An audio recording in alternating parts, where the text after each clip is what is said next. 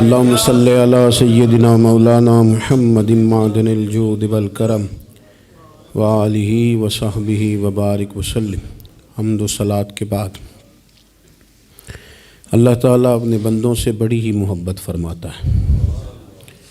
بغیر طلب کے، بغیر دعا کے رزق، مال، اولاد، صحت، عافیت، دوست، احباب، ماں باپ، یہ سب نعمتیں اللہ بغیر طلب کے بندوں کو عطا فرماتا ہے۔ اللہ تبارک و تعالی اپنے بندوں کے حق میں رحمت والے فیصلے کرتا ہے، درگزر والا معاملہ فرماتا ہے۔ جگہ جگہ قرآن مجید میں اللہ تعالیٰ نے اپنے بندوں پر رحمت کرنے کا ذکر فرمایا ہے۔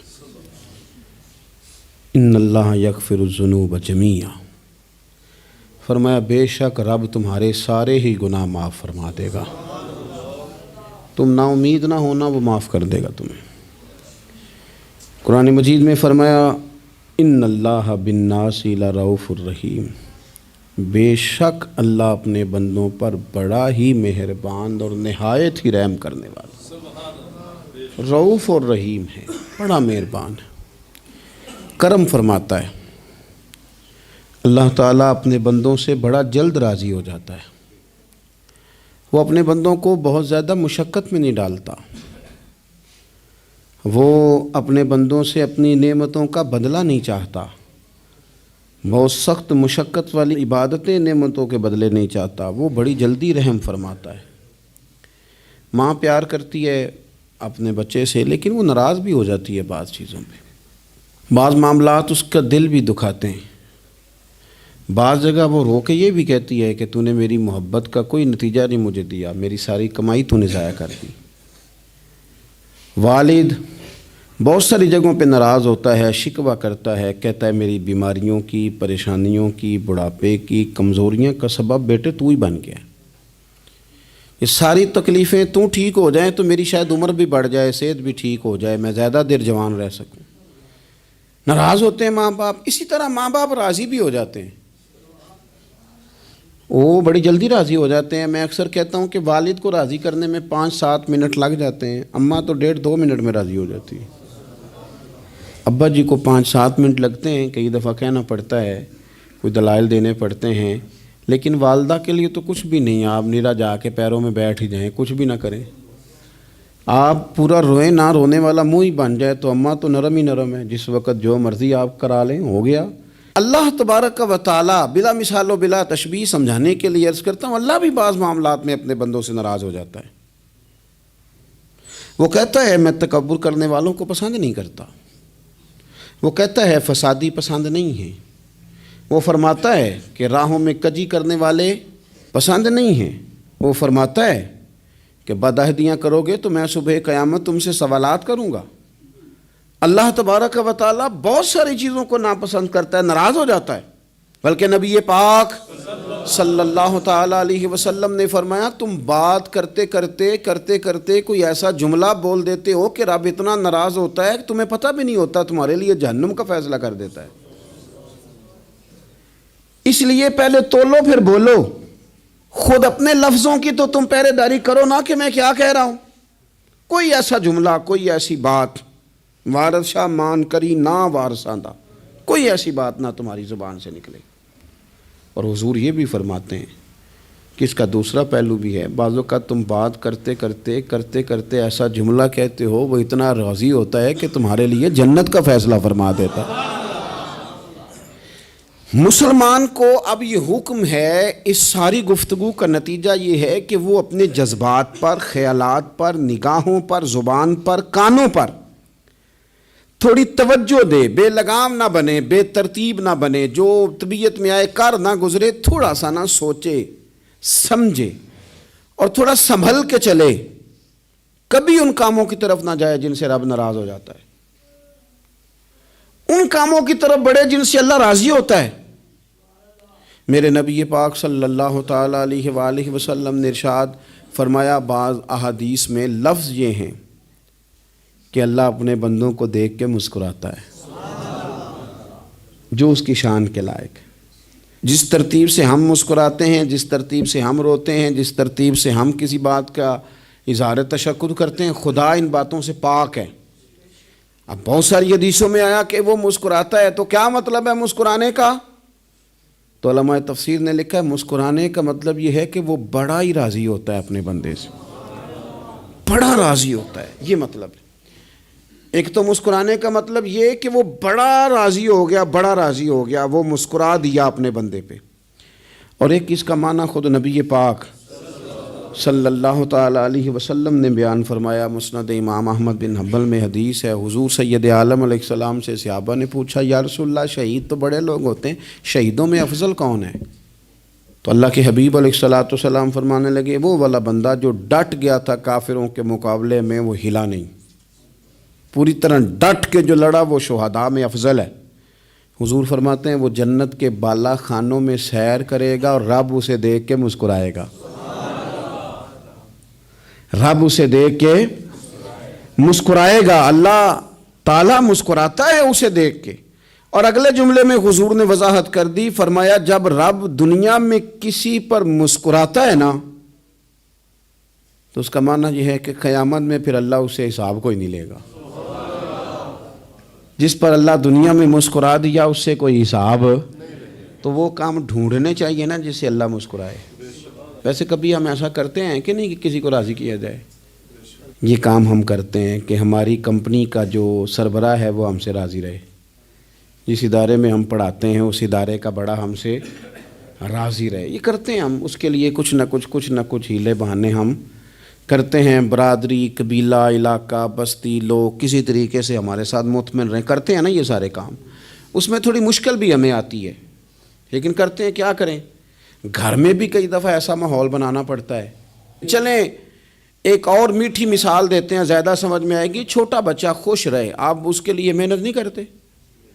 وہ چھوٹا ہے، اس کو خوش کرنا فرض ہے ابا پہ، لیکن وہ کہتا ہے کہ میں نے موٹر سائیکل لینا ہے، چھوٹا ہے چلا ہی نہیں پائے گا، تو ابا پھر اسے راضی کرتا ہے، کہتا ہے بیٹے چھوٹا سائیکل لے لے، چل میں تجھے اڑانے والا جہاز لے دیتا ہوں۔ مقصود کیا ہے کہ اس کو ناراض نہیں کرنا، یہ روئے نہ، اس کا دل نہ ٹوٹے ہو۔ یارو سنو نا میں کیا کہہ رہا ہوں، اگر چھوٹے بچے کے لیے وہ چیزیں ڈھونڈتے ہو، میرے ابا جی نا اپنے نواسے کے لیے کھلونا لے کے آئے تو بچہ بڑا ہی کھیلا، تو ابا جی کہنے لگے لو پیسے پورے ہو گئے میرے، بچے کو پسند بڑا ہے نا، پیسے پورے کر چھڑے نے، دیکھو نا جی کتنا اس کو راضی ہوا ہے۔ تو انسان کیا کرتا ہے کہ کوشش کرتا ہے، چھوٹا بچہ بھی ناراض نہ ہو تو وہ چیزیں وہ ڈھونڈتا ہے کہ اس کو کیا پسند ہے، چاکلیٹ لے جاؤں، فلاں چیز لے جاؤں، آئس کریم لے جاؤں۔ تو ایک بچے کے لیے، گھر کے لیے، سربراہ کے لیے اتنی محنت کرتے ہو، تو وہ کام بھی ہمیں ڈھونڈ کے تلاش کرنے چاہیے نا جس سے رب راضی ہوتا ہے، اللہ راضی ہوتا ہے۔ بتاؤں وہ کون سے کام ہیں؟ نبی کریم صلی اللہ تعالیٰ علیہ وسلم نے ارشاد فرمایا 3 لوگ ہیں جنہیں دیکھ کے رب مسکراتا ہے۔ یا رسول اللہ صلی اللہ علیہ وسلم وہ کون سے؟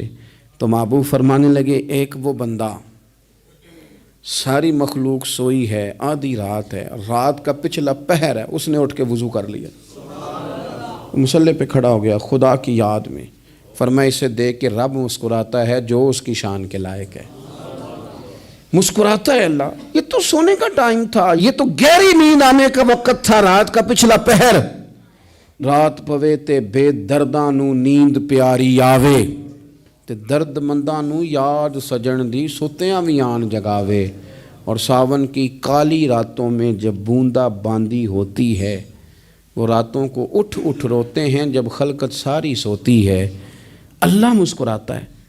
اور سننا میرے بھائی، میرے نبی پاک صلی اللہ تعالیٰ علیہ وسلم فرماتے ہیں جب مسلمان نماز کے لیے صفیں بناتے ہیں نا، ترتیب لگ رہی ہوتی ہے، اب اللہ کی بارگاہ میں کھڑے ہوں گے، قیام کریں گے، رکوع کریں گے، سجود کریں گے، فرمایا جب مومن صفیں بناتے ہیں تو رب دیکھ کے مسکراتا ہے،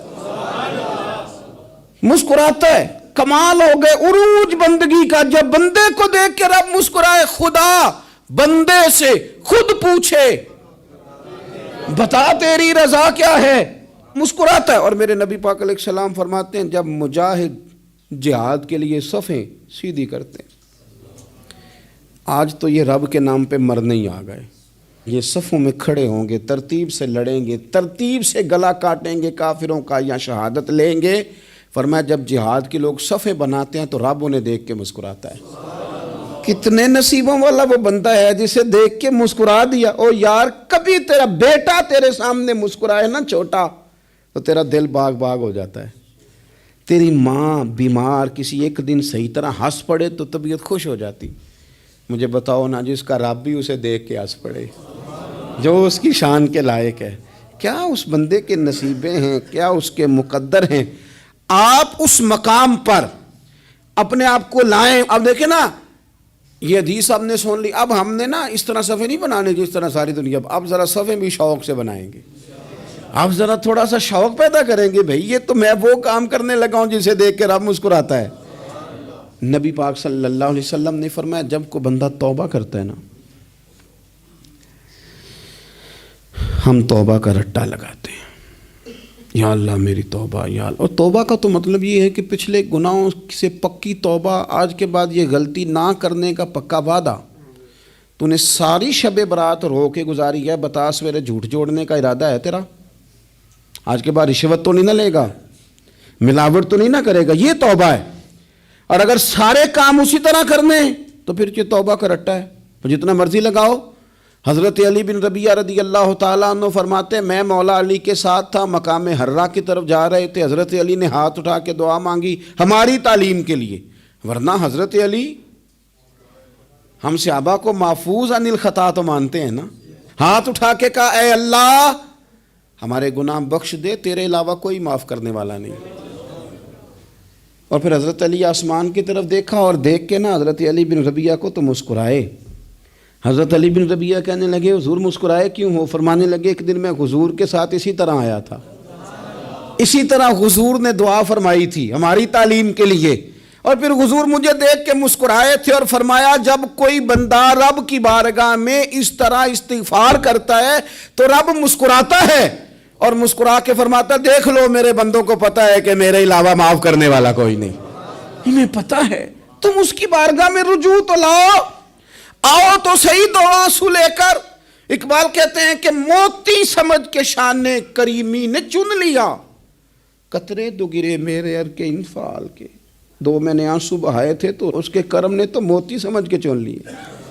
سنو نا حضور اس استغفار کو اللہ کو یار رات کو توبہ کر کے سونا چاہیے ہمیں۔ کچھ غلطیاں ہم کرنا نہیں چاہتے پر ہم سے ہو جاتی ہیں، کچھ دل ہم توڑنا نہیں چاہتے پر وہ ٹوٹ جاتے ہیں، ہماری مجبوری ہوتی ہے ٹوٹ جاتے ہیں۔ رات کو اس کی بارگاہ میں ہاتھ باندھ کے کشکول طلب دراز کر کے خوب استغفار پڑھنا چاہیے کہ مالک بندے ہیں نا کیا کریں، نفس کا ساتھ ہے، دنیا کا ساتھ ہے، خواہشات نفسانیہ، مالک معاف کر دے۔ درد سے توبہ، رسم نہ ہو، کہانی نہ ہو، لفظ نہ ہو، جملے نہ ہوں، اور جناب ایسے لوگوں کے بیچ بڑے ہاتھ باندھ کے اور بڑا کوئی ضرورت نہیں، آپ اکیلے اپنی چارپائی پہ بستر کے اندر منہ دے کے بھی درد سے کہیں گے نا معاف کر دے تو وہ تو مہربانی بڑا ہے۔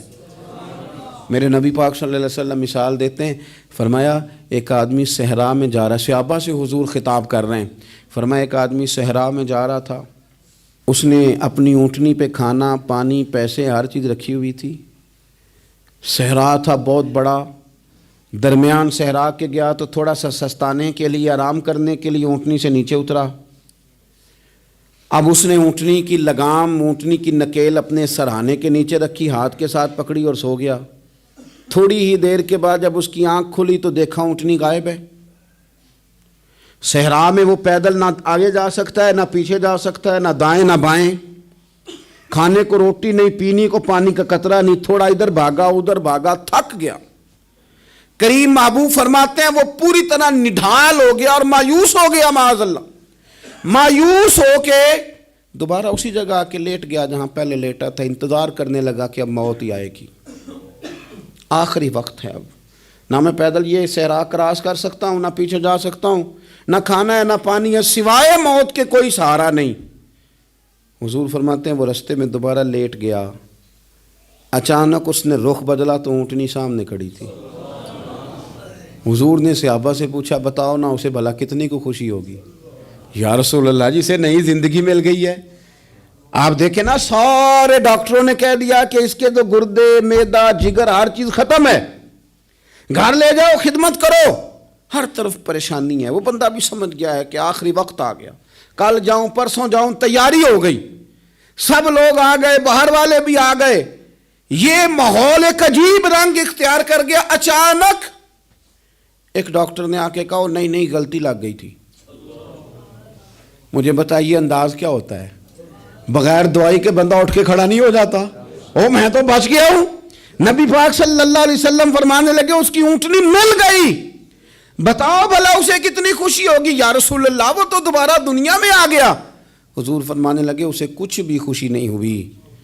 جب کوئی رب کا گناہگار بندہ آ کے توبہ کرتا ہے, رب کو اس سے کئی گنا زیادہ خوشی ہوتی ہے. میرا بندہ آ گیا ہے, میرا بندہ آ گیا ہے, میرے گھر آ گیا. اس نے آنسو بہائے ہیں. اس نے کہا اللہ میں تیرا ہی ہوں, تیرا ہی رزق کھاتا ہوں, تیری ہی زمین پہ رہتا ہوں, تیرے نام سے میری سانسیں چلتی ہیں. وہ آ گیا.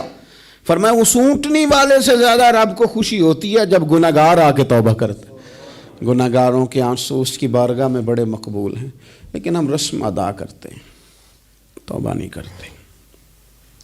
ہم اپنے آپ کے ساتھ دھوکہ کرتے ہیں, جھوٹ بولتے ہیں. ہم بندہ کوئی ناراض ہو جائے تو ہمیں کو نہیں نیند آتی, اس کے گھر چلے جاتے ہیں. ہم اپنے سارے رشتوں کو, تعلقات کو مینٹین کر کے رکھنے کے عادی ہیں. ہمیں پتہ ہے کہ وہاں میں نہیں جا سکا تو بیٹا بھیجتا ہوں, فلاں شادی پہ میں نہیں جا سکا تو بھتیجا بھیجتا ہوں, بھائی بھیجتا ہوں. ہر تعلق کا ہم نے خیال رکھا کوئی روٹھ نہ جائے. لیکن کمال ہے نا, یہ نہیں سوچا کہ اگر رب روٹھ گیا تو, جب وہ روٹھ جائے نا تو سارے رشتے بھی بندے کے پاس موجود ہوں تو کوئی کارآمد نہیں ہوتا. پھر کروڑوں روپیہ جیب میں ہوں تو ڈاکٹروں کی دوائیاں اثر نہیں کرتی. وہ روٹھ جائے تو پھر انسان اس طرح سے پھسلتا ہے کہ بڑے بڑے اس کے پاس دروازے ہوتے ہیں پر کسی جگہ اس کا ہاتھ نہیں لگتا.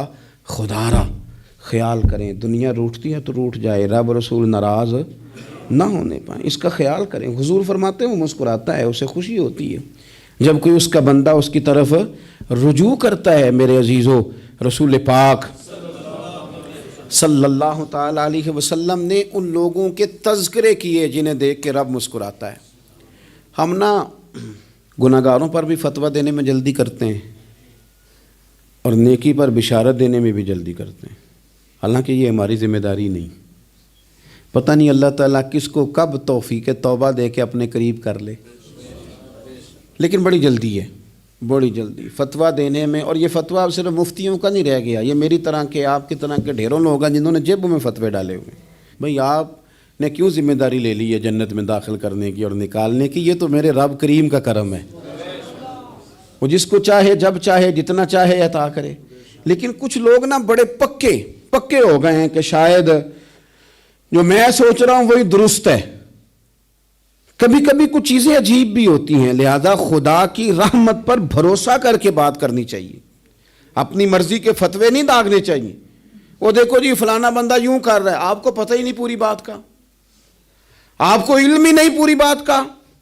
حضرت بہاءاللہ نقشبند بخاری رحمۃ اللہ علیہ فرماتے ہیں میں حج کرنے گیا تو وہاں میں نے ایک آدمی کو کروڑوں کا کاروبار کرتے دیکھا تو میرے دل میں خیال ہے یہاں بھی اللہ اللہ کرنی چاہیے تھی, دنیا داری کر رہا ہے. لیکن فرماتے ہیں حج سے فارغ ہوئے تو میں نے دیکھا وہی بندہ سارا کچھ رب کی بارگاہ میں خیرات کر رہا ہے اور سینکڑوں غریب حاجی ہیں جن کو پورے خرچے دے رہا ہے. تو میں نے وہیں اپنی سوچ سے توبہ کی کہ میں کہاں تھا. بڑی جلدی کھڑے نہ ہو جائیں. حضرت حسن بصری رحمۃ اللہ تعالیٰ علیہ ارشاد فرماتے ہیں کہ میں دریا کے کنارے گیا تو وہاں میں نے ایک شخص کو دیکھا, وہ اپنی ایک خاتون کی گود میں سر رکھ کے بیٹھا اور قریب ایک بوتل بھی پڑی ہے. میرے دل میں معاذ اللہ خیال آیا کہ دیکھو کس انداز میں ایک عورت کے ساتھ یہ ہے اور پاس بوتل بھی پڑی ہے, جانے شراب ہے. کہتے میں سوچ ہی رہا تھا کہ اچانک کی کشتی آ رہی تھی دریا میں, وہ ہج کو لے کھائے, کشتی میں 4-5 لوگ تھے, وہ دریا میں ڈوبنے لگے. وہ آدمی تیزی سے اٹھا, دریا میں چھلانگ لگائی, پہلے ایک کو نکالا, پھر دوسرا نکالا, پھر تیسرا نکالا. ایک بندہ رہ گیا, کہنے لگا حضور مجھے تو آپ نے گناہگار سمجھا ہے, میں تو بڑے غلط انداز میں یہاں بیٹھا ہوں, آپ نے جو سوچا چلیں یہ چوتھا بندہ آپ نکالنا ہے, کرے نا یہ کام, کرے نا یہ کام. بڑے بھولے بھالے بڑے اللہ والے, ریاض آپ کو بس ہم ہی جانتے ہیں. اتنی جلدی فتویٰ. حضرت حسن بصری فرماتے ہیں میں پشیمان ہوا, میں نے کہا مجھے تیرنا نہیں آتا، تو دیر نہ کر، چوتھا ڈوب نہ جائے۔ کرتے اس نے چھلانگ لگائی، چوتھا بھی نکال لایا اور کہنے لگا حضرت آپ نے جلدی کی سوچنے میں، یہ بی بی میری ماں ہے اور یہ سرکے کی بوتل ہے۔ ہم ماں بیٹے کا یہ مشغلہ ہے کہ یہ وہ جگہ ہے جہاں آ کے لوگ مسافر اترتے ہیں، اور یہاں سے کسی کا گھر 100 میل ہے، کسی کا 200 میل ہے، ہم صبح سرکہ کھجوریں روٹیاں لے کے یہاں آتے ہیں، مسافروں کی نوکری کرتے ہیں، کوئی پریشان ہو تو مدد کرتے ہیں۔ حضرت خواجہ حسن بصری فرماتے ہیں میں نے معافی مانگی، ان سے بھی مانگی، رب سے بھی مانگی، انہوں نے مانگ لی نا بزرگ تھے، پر ہم کو نہیں تیار مانگنے کو۔ ہم ہر وقت بدگمانیاں، وہ فلانا فلانے جرم کرتا تھا، میں اسے اب کیسے نیک مان لوں؟ بھئی اب وہ نمازی ہے، خدا کے گھر آتا جاتا ہے، اب اللہ کی بارگاہ میں حاضر ہوتا ہے، جب رب نے معاف کر دیا تو بھی سوچ بدل جا۔ سنیں حضور کیا فرماتے ہیں، نبی پاک صاحب الاخلاق صلی اللہ تعالی علیہ وسلم فرماتے ہیں، مسند امام احمد بن حنبل دیکھیے، فرمایا رب اس وقت بڑا ہی مسکرائے گا جب قاتل بھی جنت میں جائے گا، مقتول بھی جنت میں جائے گا۔ یا رسول اللہ مقتول تو گیا، یہ قاتل کیسے چلا گیا؟ حضور فرماتے ہیں جائے گا، اور جائے گا اور رب مسکرائے گا، جو اس کی شان کے لائق ہے۔ یا رسول اللہ کس طرح؟ تو نبی پاک صلی اللہ علیہ وسلم فرمانے لگے اس نے ایک مومن کو قتل کیا تھا، وہ شہید ہو کے جنت میں چلا گیا، اب اللہ نے بعد میں اسے توبہ کی توفیق دے دی۔ پہلے اس نے کلمہ پڑھا، پھر یہ میدان میں اترا، کافروں سے لڑا، یہ شہید ہوا، رب نے اسے بھی جنت دے دی۔ قاتل بھی جنت میں، مقتول بھی جنت میں، اور بات اتنی انوکھی ہے کہ رب دیکھ کے مسکرا رہا ہے، جو اس کی شان کے لائق ہے۔ ہم جلدی میں ہیں، ہم انتظار نہیں کر رہے کہ شاید توبہ کر جائے، ہم انتظار نہیں کر رہے، لیکن میرے عزیز اتنی جلدی نہ کریں۔ سوچوں کا صاف ہونا، ذہنوں کا پاک ہونا، اور لوگوں کے بارے میں گمان کا اچھا ہونا۔ آپ کسی نفسیات کے ڈاکٹر کے پاس چلے جائیں، اسے کہیں ٹینشن بڑی ہے، میں ان کے مضامین پڑھتا رہتا ہوں، وہ سب سے پہلا سبق آپ کو یہ پڑھائیں گے کہ اچھا سوچا کریں۔ اچھا سوچنے سے بندہ تندرست رہتا ہے۔ کس سے بندہ تندرست رہتا ہے؟ ہیں جی واقعی، یعنی اس والے پڑوسی کے بارے میں بھی اچھا سوچنا ہے گھر میں، اس والے کے بارے میں بھی، چھوٹے بھائی کے بارے میں بھی اچھا سوچنا ہے، اور بڑے کے بارے میں بھی اچھا ہی سوچنا ہے۔ یعنی اپنی برادری قبیلے کے بارے میں بھی اچھا سوچیں، جو قبیلے کا نہیں اس کے بارے میں بھی چلیں تھوڑا سا اچھا سوچ لیں۔ اپنے بارے میں تو اچھا سوچا ہے بڑا، میں کہتا ہوں کہ ہم اپنی غلطیوں سمیت اپنے آپ سے بڑا پیار کرتے ہیں، اور دوسرے کی ایک غلطی نظر آ جائے تو ہمیں گھن آنے لگ جاتی ہے۔ آپ جلدی نہ کریں، مالک نے موقع دیا ہے بندوں کو، نہ وہ کسی کا رزق چھین رہا ہے، نہ سانسیں چھین رہا ہے، وہ اپنی زمین پہ چلنے بھی دے رہا ہے، رہنے بھی دے رہا ہے، تو جب اس نے موقع دیا ہے آپ بھی تھوڑا موقع دیں۔ اللہ بڑا کریم ہے، دروازے کھولے گا، اس کے بندے اس کی بارگاہ تک پہنچیں گے۔ بدگمانیاں، اور پھر بدگمانیوں کا عروج، اور اس لیول تک جا کے بات کر دینا کا جہاں سے خوف آئے کہ یار یہ بات نہیں کرنی چاہیے تھی۔ رسول کائنات سرور دو عالم صلی اللہ تعالی علیہ وسلم فرماتے ہیں کہ اللہ مسکراتا ہے۔ دیکھو ہمارے ہاں نا ایک اور بھی مسئلہ بن گیا ہے، میں نے کچھ لوگوں کو نا پکا، میرے پیارے ہیں، محبت ہے مجھے، تو میں چونکہ آپ میری کلاس ہیں، میں مشاہداتی اور تجرباتی باتیں بھی کر لیتا ہوں، اسی کی روشنی میں کئی دفعہ گفتگو بھی تیار کرتا ہوں۔ کچھ لوگوں نے نا پکا ذہن بنا لیا یہ کہنے کا کہ ہاتھ بڑا تنگ ہے، پکا، آپ جس وقت پوچھ لیں ان کا ہاتھ اور بڑا ہی زیادہ تنگ ہے۔ آپ یقین کریں، بہن کا جو خامند ہے وہ کہہ رہا ہے جا حصہ لے کے آ، تیرے بھائیوں کی کمائی تو نہیں، تیرے ابا کی ہے، لے کے آ۔ وہ بیچاری اس کی منتیں کر رہی ہے، کہتی ہے اگر جاؤں گی نا تو وہ کہیں گے حصہ لے جا، آج کے بعد ہمارے گھر نہ آنا، میرا دروازہ نہ بند کرو، مہربانی کرو۔ اور بھائی سے بات کرتی ہے تو کہتا ہے ہاتھ ہی بڑا تنگ ہے، جب ٹھیک ہوگا تو دے دوں گا۔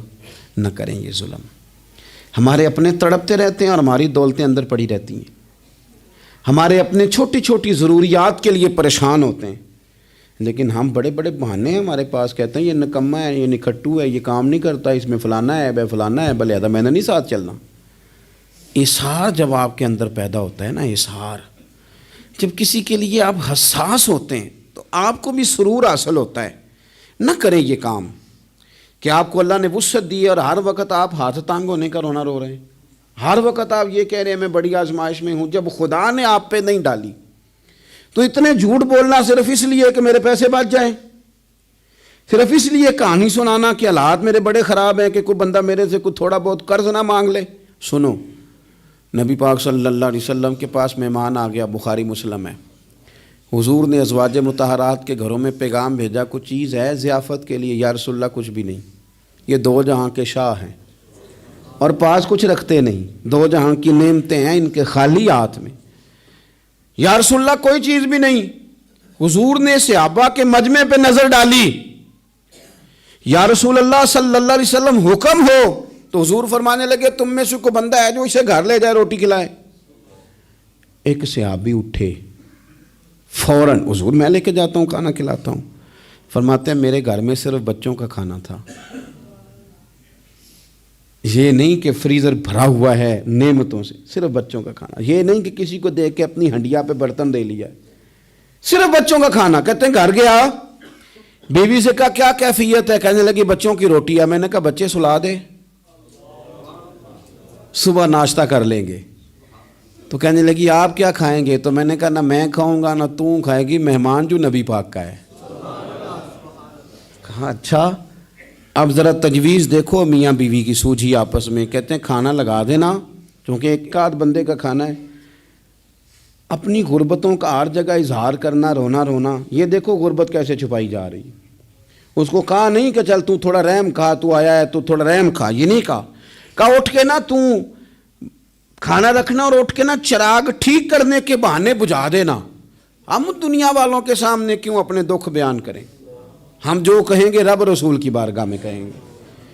تو نا چراغ ٹھیک کرنے کے بہانے، اہلیہ اٹھی، کھانا دینے کے بعد چراغ ٹھیک کرنے کے بہانے بجھا دیا۔ خامد بھی ہاتھ چلاتے رہے، بیوی کبھی برتن رکھتی کبھی اٹھاتی، پتہ چلے کہ کھانا کھا رہے ہیں، کھانا کھایا جا رہا ہے۔